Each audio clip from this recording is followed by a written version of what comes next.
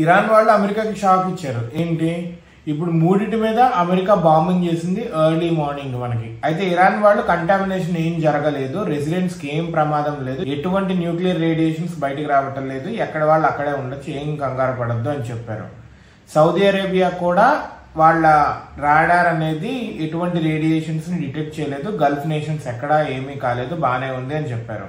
దాంతో పాటు ఇరాన్ వాళ్ళు ఇరాన్ న్యూక్లియర్ ప్రోగ్రామ్ అనేది ఆగదు, అది కంటిన్యూ అవుతానే ఉంది అని చెప్పారు.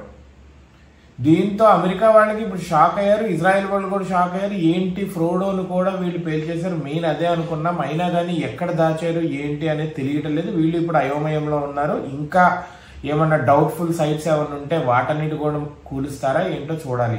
లేదా వీళ్ళు ఈ గ్యాప్ లో ఏమన్నా మార్చేశారా ఇంపార్టెంట్ వాటికి, ఇంకా వేరే ఫెసిలిటీస్ వీళ్ళకి తెలియని ఉన్నాయా, ఇంకా డీప్ లెవెల్లో తెలియకుండా బయట పెట్టకుండా దాచిపెట్టారా ఏంటో.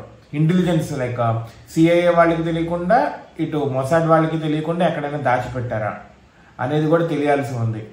ఒకవేళ ఇది ఉంటే ఇరాన్ ఇప్పుడు అమెరికా పూర్తిగా ఇరాన్ని ఆ న్యూక్లియర్ సైట్స్ ఇంకా ఏమైనా ఉంటే కనుక్కోకుండా పేల్చలేదంటే ఇరాన్ ఇంకా శరవేగంగా మొదలు పెడుతుంది, స్టార్ట్ చేస్తుంది, కంప్లీట్ కూడా చేసేస్తుంది. న్యూక్లియర్ బాంబు తయారు చేసుకుంటానికి ఇంకా ఊతమిచ్చినట్టు ఇప్పుడు ఈ అమెరికా స్ట్రైక్స్ అనేవి.